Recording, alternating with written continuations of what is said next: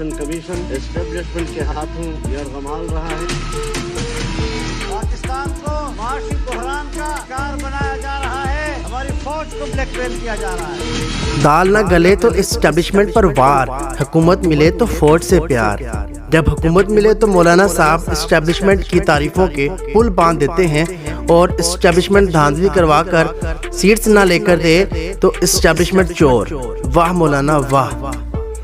जब 2018 में इमरान खान की हुकूमत बनी तो मौलाना की एस्टेब्लिशमेंट पर वार। अगर हम महसूस करें कि हमारे इन नाजायज हुक्मरान का तहफ़्फ़ुज़ हमारे इदारे कर रहे हैं तो फिर हमें न रोका जाए कि हम इदारों के बारे में अपनी क्या राय कायम करते हैं। पाकिस्तान पर हुकूमत करने का हक अवाम का है, किसी इदारे का पाकिस्तान पर मुसल्लत होने का कोई हक हासिल नहीं। पीडीएम दौरे हुकूमत में जब सब अच्छा था तो मौलाना साहब अपनी डगर बदल कर खुद फौज का दिफा करते नजर आए। पाकिस्तान को माशी बहरान का शिकार बनाया जा रहा है, हमारी एस्टेब्लिशमेंट भी अगर चाहती है कि मुल्क को ताकतवर और तवाना बनाए, उनको भी ब्लैकमेल किया जा रहा है, हमारी फौज को ब्लैकमेल किया जा रहा है। आज इंतखाबात में मौलाना को शिकस्त हुई तो मौलाना पुरानी रविश पर वापस उतर आए और एस्टेब्लिशमेंट पर हमलावर हो गए। इलेक्शन कमीशन एस्टेब्लिशमेंट के हाथों यरगमाल रहा है। एस्टेब्लिशमेंट समझती है कि इलेक्शन शफाफ हुए हैं, का माना ये फौज का 9 मई का बयानिया दफन हो जाए। मौलाना से कोई पूछे कि जब एस्टेब्लिशमेंट को ब्लैकमेल करने का राग आपने लापा, वही एस्टेब्लिशमेंट अब बुरी कैसे हो गई? इमरान खान को चाहने वाले हमारे चैनल को ज़रूर सब्सक्राइब करें। बिस्मिल्लाहिर्रहमानिर्रहीम। अस्सलाम वालेकुम नाज़रीन। इमरान खान का सिपाही एक नए व्लॉग के साथ हाजिर है। दो सवाल इस वक्त काबिल गौर है कि एक तो मियाँ नवाज शरीफ वज़ीर आज़म क्यों नहीं बन रहे, दूसरा मौलाना फजलुर रहमान हुकूमत में शामिल क्यों नहीं हो रहे। दोनों सवाल इस लिहाज से अहम है कि तारीख में पहली बार हो रहा है कि मौलाना फजलुर रहमान हुकूमत में शामिल नहीं हो रहे और अपोजिशन में बैठने का फैसला किया है। यहाँ तक कि नामजद वज़ीर आज़म मियाँ शहबाज शरीफ खुद चलकर मौलाना फजलुर रहमान से मिलने गए, लेकिन फिर भी मौलाना साहब नहीं माने। दूसरा सवाल, मियाँ साहब भी तारीख में पहली बार ऐसा कर रहे हैं कि इनके पास वज़ीर आज़म बनने का मौका है, लेकिन फिर भी वज़ीर आज़म नहीं बन रहे। इन दोनों सवाल के जवाब मैं आपको देता हूँ। ये जवाब आपको और कोई नहीं देगा, ये अंदर की खबर है जो मैं दे रहा हूँ। मौलाना फजलुर रहमान हुकूमत का हिस्सा क्यों नहीं बन रहे?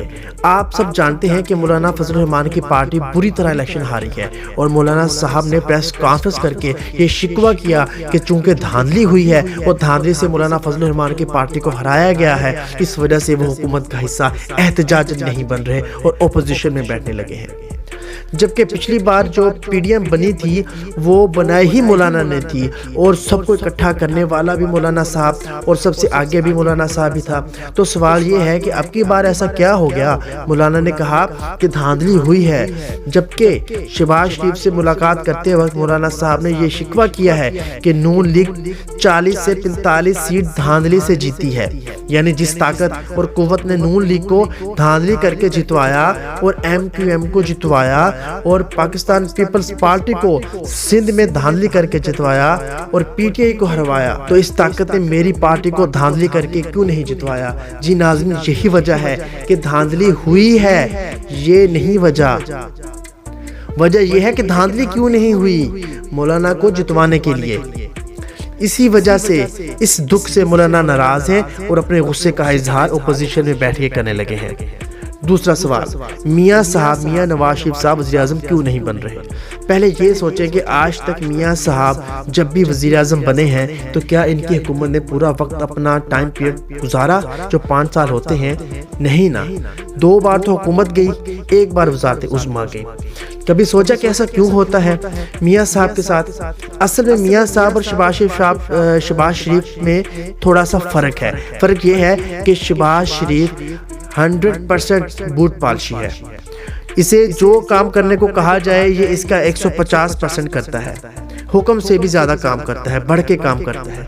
जबकि मियाँ नवाज शरीफ साहब बूट पॉलिश करते वक्त कभी कभी कमर सीधी करने लग जाते हैं और ताकतवर हलकों को नवाज शरीफ साहब ये पसंद नहीं कि अपनी कमर सीधी करें, तो फिर ताकतवर हलके میاں صاحب کو نکال باہر کرتے ہیں۔ اب کی بار میاں صاحب جب لندن تھے تو ان کو پاکستان میں سیاست میں گراؤنڈ ریئلٹی کے بارے میں صحیح گائیڈ نہیں کیا گیا تھا۔ میاں صاحب کو پتہ نہیں تھا کہ 16 ماہ میں اس کے بھائی شہباز شریف نے جو گند مارا ہے پاکستان میں، اس کی وجہ سے عوام میں نون لیگ کے خلاف کتنی زیادہ نفرت پیدا ہو چکی ہے۔ یہ سب میاں صاحب کو پاکستان آ کر پتہ چلا اور ان خدشات پر الیکشن نے مہر لگا دی، جس میں میاں صاحب دونوں سیٹیں ہار گئے۔ اب چونکہ میاں صاحب کو پتہ ہے کہ میں لاہور سیٹ پر دھاندلی سے جیتا ہوں، تو حقیقت میں میاں صاحب طاقتور حلقوں کے کانے ہیں۔ اگر میاں صاحب وزیر اعظم بن بھی جاتے ہیں تو ان کی پوری حکومت میں طاقتور حلقوں کی مکمل طور پر غلامی کرنا پڑے گی اور بوٹ پالش کرتے کرتے کمر بھی سیدھی کرنے کا موقع نہیں ملے گا۔ جب بھی میاں صاحب کمر سیدھی کرنے کی کوشش کریں گے، طاقتور حلقے میاں صاحب کی الیکشن میں دھاندلی کر کے جیتنے کو ایکسپوز کرنے کی دھمکی دیں گے، تو میاں صاحب کی بدنامی الگ اور حکومت بھی جائے گی اور ان کا سیاسی کیریئر بھی ختم ہو جائے گا۔ تو ان وجوہات کی بنا پر میاں صاحب پیچھے ہٹ گئے اور اپنے بھائی کو آگے کر دیا۔ وہ پہلے سے انگلیوں پر ناچنے کی پریکٹس کر چکے ہیں پورے 16 ماہ۔ تو اب کی بار شہباز شریف صاحب کو یس سر، جی سر، اوکے سر کہنے پر دشواری کا سامنا بھی نہیں کرنا پڑے گا۔ اپنی دعا میں یاد رکھیے گا، اپنا خیال رکھیے گا۔ اللہ عمران خان کا حامی و ناصر ہو۔